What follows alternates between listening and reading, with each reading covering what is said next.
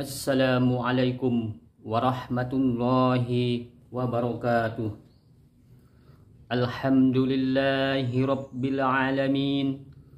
Wassalatu wassalamu ala asrafil anbiya'i wal mursalin wa ala alihi wa ashabihi rasulillahi ajmain. Allahumma salli ala sayyidina Muhammad wa ala ali sayyidina Muhammad. Kepada saudara-saudaraku, para pendengar yang dirahmati oleh Allah Subhanahu wa taala, larangan menghina dan memfitnah. Perbuatan menghina, memfitnah, mempertawakan, mencelah dan mengolok-ngolok adalah bagian dari akhlak yang sangat tercela yang harus kita hindari sejauh-jauhnya oleh setiap muslim, sebab akan menghancurkan keimanan yang telah tertanam di dalam hati dan menjadi rusak akhlaknya di hadapan Allah Subhanahu wa taala. Allah Subhanahu wa taala sudah mengingatkan kepada hambanya melalui firman-Nya di dalam Al-Qur'an surat Al-Hujurat ayat 11. A'udzu billahi minasy syaithanir rajim. Bismillahirrahmanirrahim. Ya ayyuhalladzina amanu la yaskhar qaumun min qaumin asa ay yakunu khairam minhum. Hai orang-orang yang beriman, janganlah satu kaum mengolok-ngolok kaum yang lain, karena boleh jadi mereka yang diolok-olokkan lebih baik daripada mereka yang mengolok-ngolok. Oleh karena itu, janganlah suka membicarakan yang tidak baik kepada orang lain. Boleh jadi orang yang kita ejek, kita hina, kita fitnah, kita celah, kita tertawakan dan kita rendahkan adalah orang yang dicintai oleh Allah Subhanahu wa taala. Rasulullah Shallallahu Alaihi Wasallam melalui hadis-hadisnya memberikan larangan kepada umatnya untuk menghina, memfitnah, menertawakan, mencela dan mengolok-ngolok orang lain. Dari Abi Hurairah radhiyallahu an bahwa sesungguhnya Rasulullah Shallallahu Alaihi Wasallam telah bersabda, cukuplah keburukan bagi seseorang dengan menghina saudaranya sesama muslim. Hadis riwayat Muslim. Di dalam hadis riwayat Tirmizi, Rasulullah Shallallahu Alaihi Wasallam juga bersabda dari Watsilah bin Al-Asqa radhiyallahu anhu, dia telah berkata, Rasulullah Shallallahu Alaihi Wasallam telah bersabda, janganlah engkau menampakkan kegembiraan terhadap saudaramu yang mendapat cobaan, sebab boleh jadi Allah menyayanginya kemudian memberikan cobaan kepadamu. Kepada saudara-saudaraku para pendengar yang dimuliakan Allah Subhanahu wa taala, pada akhir-akhir ini dunia jagat raya Indonesia sudah digemparkan berita viral di media sosial. Kata-kata kasar, menghina, menertawakan dan merendahkan martabat orang lain, yaitu seorang utusan khusus presiden, pendakwah Gus Miftah Maulana, dengan seorang penjual es teh air mineral, dengan kata-kata kasarnya yang tidak pantas keluar dari mulut seorang pendakwah.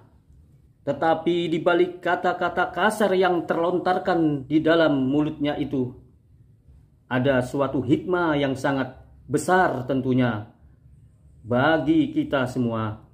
Aneh dan bin ajaibnya yang bisa kita ambil dari pelajaran kejadian tersebut adalah, yaitu yang pertama, boleh jadi kedua-duanya orang ini adalah seorang wali, orang yang disayangi oleh Allah Subhanahu wa taala, Bapak Gus Miftah dan Bapak Surhaji.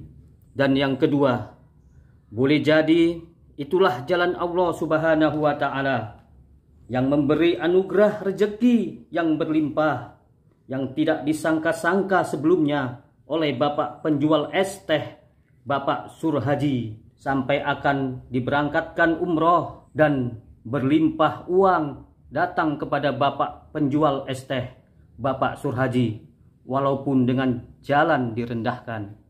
Dan yang ketiga, yang tidak kalah pentingnya bagi kita semua, sebagai bahan evaluasi dan introspeksi diri kita masing-masing, agar jangan terlalu enteng mengucapkan kata-kata yang tidak bagus kepada orang lain. Walaupun kata-kata itu hanya sekedar candaan, tetapi bisa menjadi musibah bagi kita sendiri. Dengan kejadian viral tersebut, Allah mengingatkan kepada kita semuanya, kalau kita masih terpeleset dengan kata-kata kita yang tidak elok, hingga menyakiti orang lain, meminta maaflah kepada orang yang kita sakiti hatinya, dan meminta ampunlah kepada Allah Subhanahu wa Ta'ala. Kalau kita terjatuh karena lubang-lubang akibat galian tetesan air hujan, ingatlah, boleh jadi ada bahaya besar di depan mata kita. Allah masih mengingatkan dan masih sayang kepada kita. Jika tidak ada teguran sama sekali, maka sesungguhnya murkanya Allah sudah di depan mata kita. Dari Abi Hurairah radhiyallahu anhu, dari Nabi Shallallahu alaihi wasallam, beliau telah bersabda, barang siapa beriman kepada Allah dan hari akhir, hendaklah berkata yang baik atau diam.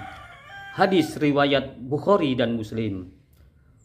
Orang yang beriman sempurna akan selalu menjaga ucapan dan perbuatannya, jangan sampai merugikan dan menyakiti orang lain.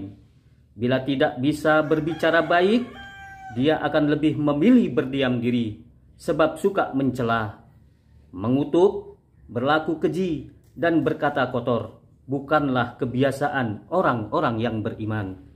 Hari ini kita dihormati orang, bukan karena kita mulia. Kita hari ini dihormati oleh orang karena Allah masih menutupi aib kita, menutupi dosa kita, menutupi maksiat kita. Hanya itu yang membuat orang hari ini masih menghargai kita. Jika Allah buka aib kita, maka jatuh kita ini. Maka selagi Allah masih menutupi kekurangan kita, bersimpuh sujud dan bertobatlah kepada Allah Subhanahu wa Ta'ala.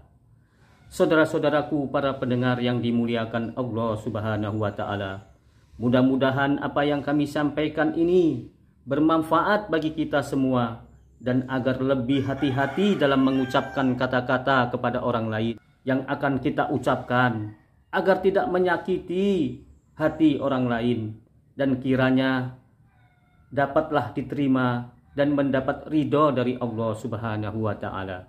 Amin ya rabbal alamin. Aqulu qawli hadza fastaghfiruhu innahu huwal ghafurur rahim. Assalamualaikum warahmatullahi wabarakatuh.